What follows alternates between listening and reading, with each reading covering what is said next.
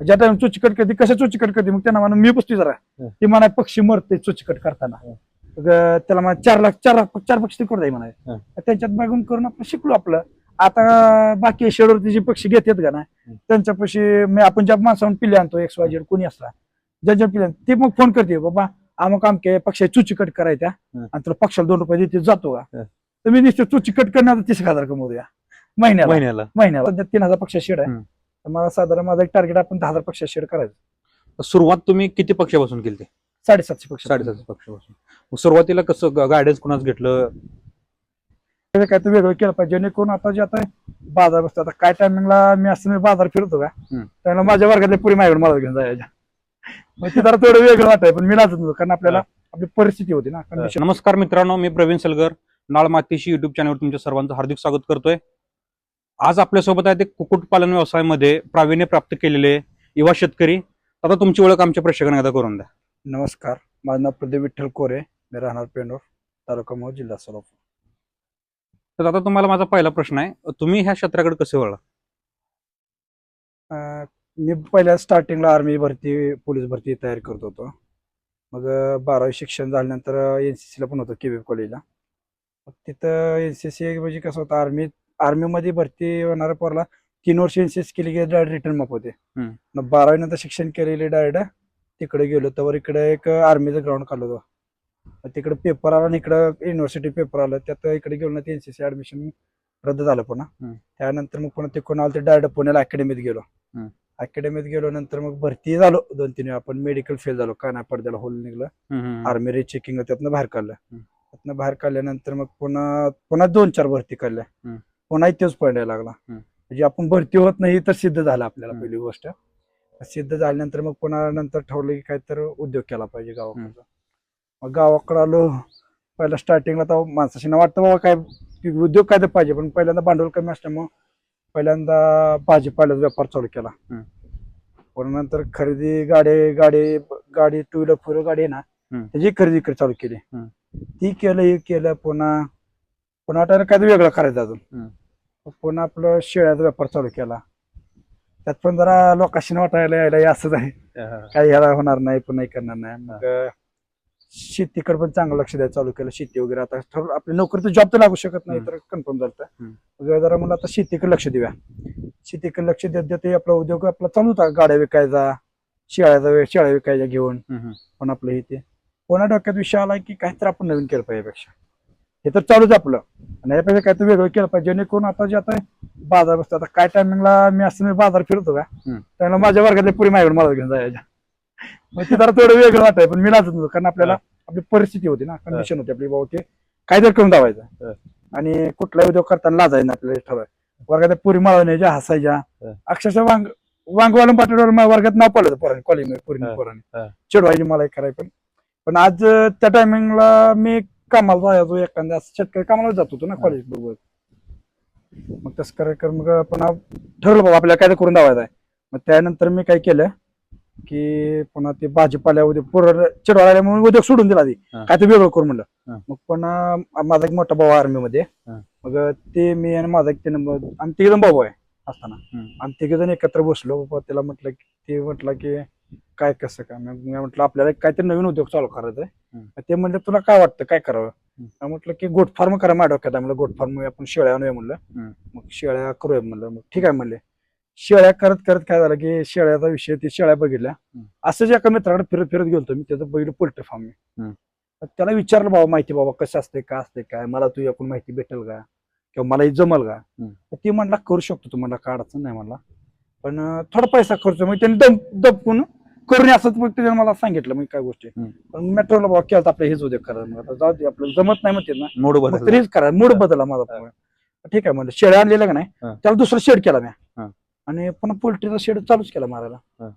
थोडी भावांची वगैरे साथ असल्यामुळे पण झालं आणि कसं एक विचार असल्यामुळं आणि घरात सगळ्यात लहान असल्यामुळे जर थोडं चालतं बाबा की लहानाचं प्रत्येक गोष्टीत काय केलं लहान असतं सगळं चालतं घरात म्हणतात कसं आहे. जरा भावाशीना समजून सांगितलं झालं ठरलं मारला शेड आणि पहिल्यांदा बाबा म्हणलं की आपल्या परवडत नाही म्हणल्यानंतर आपण थोडंच टाकू म्हणलं पक्षी म्हणलं. पहिल्यांदा 700 पक्ष टाकलं. हम्म.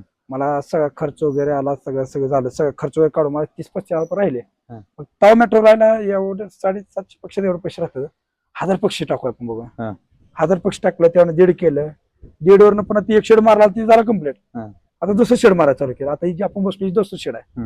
मग आता माझं असं की भविष्य आपल्याला हेच उद्योग करायचा आहे आणि अजून शेड वाढवायचा. आता माझा आता सध्या 3000 पक्ष शेड आहे. तर मला साधारण माझं एक टार्गेट आपण 10,000 पक्ष शेड करायचं. सुरुवात तुम्ही किती पक्षापासून केली? 750 पक्ष. 750 पक्षापासून. मग सुरुवातीला कसं गायडन्स कुणाच घेतलं?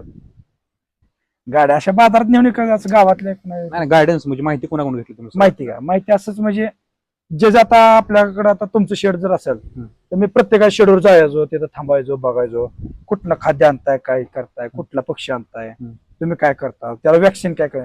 मग ते आपल्याला सांगत नव्हती ना माहिती. मग काय करायचं, त्या माणसाच्या शेडवरती जायचं आपण आणि ते वॅक्सिन करताना त्यांना वॅक्सिन करू लागायचं. त्याच्यात कामाला गेला का म्हणजे माहिती घ्यायसाठी अनुभव विकत घ्यायला लागतो म्हणते ना. मग आता काय करा बाबा, आता डोस देत येते ना, ते कुठला डोस देतात काय, ते डोस द्यायला त्यांच्यात मला करायचं आहे, मला शिकाय, तुम्ही कधी डोस देतात आम्हाला बोलवा. त्यांच्या जाईन त्यांच्या पक्षाला डोस देत बसायचा आपण. ज्या टाइम चोचीकट करते, कसं चोचीकट करते, मग त्यांना म्हणा मी बसतो जरा, ती म्हणा पक्षी मरते चोचीकट करताना, त्याला म्हणा 4 पक्षी करू द्या म्हणा. त्यांच्यात बघून करून आपण शिकलो आपलं. आता बाकी शेडवरती जे पक्षी घेतात का ना, त्यांच्या पक्षी आपण ज्या माणसाहून पिल्ले आणतो, XYZ कोणी असला ज्यांच्या पिल्ले, ते मग फोन करते, बाबा अमुक आमके पक्षी चुची कट करायच्या आणि तुला पक्षाला 2 रुपये देते, जातो का. तर मी दिसतो चुची कट करणार 30,000 कमवूया महिन्याला असा विषय.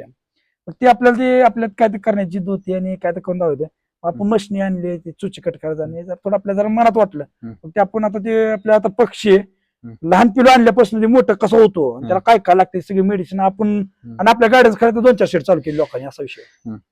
तुम्ही सुरुवातीला चालू केला, आता नवीन पोरं तुमचा इंटरव्ह्यू बघून तर प्रत्येक यामध्ये यायला बघणार. सुरुवातीला जी तुम्हाला घरामधून जी प्रमुख अडचण आली काय आली, म्हणजे आता ग्रामीण भागात तर तुम्ही सुरुवात नवीन केली त्याच्यामध्ये, तर घरातून तुम्हाला कसा रिस्पॉन्स आला सुरुवातीला? घरातल्या लोकांनी सपोर्ट केला म्हणून परत आला ना. तर घरच्यांनी सपोर्टच केला नसता आपण थोडीच पण देत होतो. मोठ्या भावांची, वडिलांची, आईची सगळ्यांचा सपोर्ट असल्यामुळे घरामधून काय निगेटिव्ह विचार हे नव्हतंच? नाही, निगेटिव्ह विचार प्रत्येक असते, जमल का नाही, होईल का नाही, पण ज्या टायमिंगला आपल्याला बाबा घरची निगेटिव्ह बोलते त्या टायमिंगला आपल्या मागं खंबीर साथ असते ती फक्त भावाशींची. भावांमुळे झालं सगळी गोष्टी. असं विषय. शेडला सुरुवातीला किती खर्च आला? शेडला आपल्याला गेले 1.5 लाख आसपास गेले, 1.5-2 लाख रुपये गेले शेडला. तुम्ही शासकीय अनुदान हिशोबाने शेड बांधला, कसा बांधलाय? शासकीय अनुदाना हिशोबाने मारत गेलो असतं, अजून शासकीय अनुदान भेटलं नसतं. शासकीय अनुदाना हिशोबात मारलो होतो आपण, पण त्याचे फॉर्म नाही, ते पुन्हा हे झालं नाही, आणखी अनुदानच नाही त्याला, आणखी फॉर्म सुटले तुम्हाला सांगतो. असं काय काय गोष्टी होत गेल्या. पण जर आपण त्याच्यावर बसलो असतो, अनुदान आता भेटल मग करू, त्यात विलंब लागत गेला असता. मग आता पण तोवर झाल्या असल्या गोष्टी. असं सुरुवातीला तुम्ही पहिल्यांदा लॉट घेतला, त्याला किती खर्च आलता आणि किती प्रॉफिट झालं त्या गोष्टीला? त्या टायमिंगला आपल्याला 2.25 लाख रुपये खर्च आलता. 1.5 ते 1,60,000 आसपास झाला आपल्याला. 35,000 राहिलं होतं आपल्याला सगळं जाऊन. खत जाग्यात राहिला होता. त्या खतावरती पुन्हा शेतीत आपले ऊस वगैरे चांगले आले, ऊसाही पैसे चांगले झाले आपल्याला. आता पहिल्या लॉटला तुमचं म्हणजे प्रॉफिट तर तुम्ही निघालं, दुसऱ्या लॉटला काय तेच घे, पहिल्या लॉटला जेवढं प्रॉफिट निघलं का त्याच्यावर दुसरा लॉट भरला मी. असं केलं, पहिला 750 भरला होता, त्या पैसे पण 1,000 पक्षी चालू केला आपण. आता 1,000 पक्ष पुन्हा 1,500 चालू केलं, 1,500 परत 2 असं कर 3,000 पक्षापर्यंत आतापर्यंत आणले. आता काय समोर चालू जाईन की नियोजन मोर्च वाढवायचं, असा विषय. तर तुम्ही नवीन चालू केलं, त्या मला विकण्याचा म्हणजे ते गायडन्स कुठून घेतलं तुम्ही, कुठं विकायचं? विकायच्या बाबतीत मात्र मला अडचणी भरपूर आल्या. मग मी काय करायचं, आपला शेड आता विकायला आणखी 1500 म्हणलं की मी काय करायचं, बाजारात जायला चालू केलं. मी माल घेऊन जात नव्हतो कोंबड्या वगैरे, असं बाजार जाऊन बघत बसायचं नेमकं कोंबड्याचा बाजार जिथं जायचं, पाटकुल म्हणा, आपलं पंढरपूर, मोहोळ, मोल्ले, टेंभुर्णी, मग तिथं जायचं. मग तिथं जे लोक येतात का ना, ते व्यापारी दिसतात, त्यांना मग भेटायचं, बाबा की कुठनं माल आणताय, का आणताय, तुमचा नंबर मला मिळेल का म्हणायचं. मग ते म्हणाय तुला नंबर कशासाठी पाहिजे, आपले शेड आपला 10-15 दिवसात माल येतो म्हणायचं. असं कर बरेच शेतकरी व्यापाऱ्यांचे नंबर भेटले, आज आहेत 50 व्यापाऱ्यांचे नंबर आहेत माझ्याकडे सध्या. आता एक विनोदाचा भाग नाही, पण ही प्रत्येकाला गोष्ट जमते का तुमच्यासारखी, जे तुम्ही प्रत्येकाला म्हणजे काय असतं. आता म्हणजे मी लहानपणा 12 वर्षापासून मार्केटमध्ये जरा जास्त व्यवहारात आलो ना, व्यवहारात आल्यामुळे थोडं मला जमतं. पण सगळं म्हणजे आता तुम्हाला जे जमतं ते मला जमत नसते, किंवा अजून काय बाबा क्षेत्रात लोक आहेत की बाबा त्यांच्यासारखं मला अजून जमणार नाही. पण असं कसं की बाबा जर थोडं आपण जर त्या गोष्टीने निगेटिव्ह विचार कर गेल ना, तर निगेटिव्ह होत जाते. जर प्रत्येक गोष्टीत आपल्या जर पॉझिटिव्ह विचार भेटत गेला तर आपण पॉझिटिव्ह होत जातो, असा विषय. आपण ठरवायचं बाबा की आपण निगेटिव्ह, जर कोण आपलं निगेटिव्ह सांगत असले का तर आपण त्या निगेटिव्ह माणसा डोक्यात विषय डिलीट करून टाकायचा डायरेक्ट. पॉझिटिव्ह माणसं पाठीमागे जायचं कधी जाताना. असं आता ह्याच्यामध्ये प्रमुख नुकसान काय आता कुक्कुटपालनमध्ये? प्रमुख नुकसान एकच आहे की फीडचा रेट वाढला. हा. तर काय आता फीडचा रेट सध्या चालू आहे 1800 1850 रुपये रेट आहे. हा. तर त्यामध्ये काय फक्त पक्षाशींचं खाद्य महाग असल्यामुळे जर थोडं परवडत नाही, प्रॉफिट कमी होतंय बरं आहे. लोक जेव्हा आता आजकाल तुम्ही बघता इंजिनियर वगैरे ही ते बाकी लोक म्हणतात काय शहराकडे चला. शहराकडे जाऊन काय 10-15 रुपये राहणं खाणं पिणं करून 0 मेंटेनन्स घरनं पैसे मागून घ्यायला लागतात. इथं काय विषय आहे की आपलं घरी राहून आपण उद्योग चालू केलाय. फीडचा रेट कमी असेल तर आपले पैसे भरपूर राहतात, काय कामाला जाई गरज नाही. पण आता फीडचे रेट जर कमी असेल तर आपल्याला फीडचे रेट जरी जास्त असले, लोक बाहेर कामाला जाऊन करण्यापेक्षा आपल्या बाहेर शहरात जाण्यापेक्षा गावाकडे राहून उद्योग करणं चांगलं मला योग्य वाटलं. म्हणून मी गावाकडे आपलं 2-4 उद्योग चांगलं चालू केलं. तर त्यामुळे जर थोडं ठीक वाटतं मला गावाकडे आपला उद्योग हा. म्हणजे कुक्कुटपालनमध्ये मर वगैरे असतं का काय? मर असते ती कसं आपण लक्ष देऊन जर केलं तर 1000 पक्षामागे एक 5-50 पक्षी सोडून देत असते मर म्हणून. ते आपण असा विषय. तर मग सगळे पक्षी जर जिवंत राहतील ही अपेक्षा केली तर मग सगळं काय आपल्या हातात नसते असा विषय असतो. त्यामुळं मरी 5-50 हातात असते. कोंबडीच्या तुम्ही आहाराचं कसं बघता? म्हणजे फक्त बाहेरच घेता का घरून पण काय तयार करता? नाही, घरी तयार केला पक्षी हा लेट होतो. मग 4 महिने लागते. 4 महिने लागते त्या पक्षाला मोठं व्हायला. मग 4 महिने इकडे करू तिकडे 2 लॉट निघतात घे. 2 लॉट मध्ये प्रॉफिट भरपूर आहे आपल्याला. मग ते 1 लॉटला करण्यापेक्षा ते आपलं 2 लॉट निघतात. त्यामुळे घरचं काही टाकत नाही आपण, डायरेक्ट बाहेर फीड मागवतो. आता आम्ही अशी चर्चा ऐकली, माझा हॉटेलवाल्यामुळे चिकन महाग झालंय, पण ते असंच लोकांना समजत की इंजेक्शन देऊन त्याचं वजन वाढवलं जातं. ह्यामध्ये काय तथ्य आहे का काय? ते चुकीचं आहे. कारण आपण आता मी स्वतः तयार करतो, नॅचरल पक्षी येतो आपल्यापाशी. आणि आपण इंडोर देतो ब्रोटॉन वगैरे, हे आपलं नॉर्मल औषध आहे. असं काय नॅचरल इंजेक्शन वगैरे देतात ना, ते मी तर कुठे आपल्या पक्षाला दिलं नाही, मी कुठे बघितलं पण नाही. ते फक्त लोकांशींना हे आलेले लोकांशींना ती बाहेर चालते बोलते, ते बोलणाऱ्याकडे आपण लक्ष द्यायचं नाही. कारण मी स्वतः इथं करतो ते, तर मी तर कुठलं त्याला भाऊ इंजेक्शन वगैरे काय करतो असा विषय. तुम्ही ह्याच्यामध्ये जात कुठली निवडता? आपण डीपी क्रॉस, कावेरी डीपी असतो, सोनाली असतो. आपल्या याच्यावर आपल्याला कोणता पडतोय त्याच्यावरती. पण कावेरी ठीक आहे आपल्यासाठी, गावाकडे देशी टाईप मध्ये असतो. आता तुम्ही पक्षी म्हणून फक्त विक्री करता, तर ह्याचं तुम्ही अंड्याचं उत्पन्न घेतलं केलं तर? नाही, अंड्यासाठी आपण बाहेर शेतकऱ्यांना पाळीव जे पक्षी नेतात का त्यांना पक्षी आपण देतोय. पण त्यांचे अंडे पण घालतात बरं का. असं काय नाही बाबा अंडे घाल, आपल्यापासून नेल्यापासून 1-1.5 महिन्यात पक्षी अंडे घालतोय. थोडक्यात आपलं एक काय नाही म्हणलं तरी 4 महिन्यामध्ये आपल्या पिल्लू आणल्यापासून 4 महिन्यामध्ये अंडे घालतो शेतकरी घरी गेल्यानंतर असा विषय.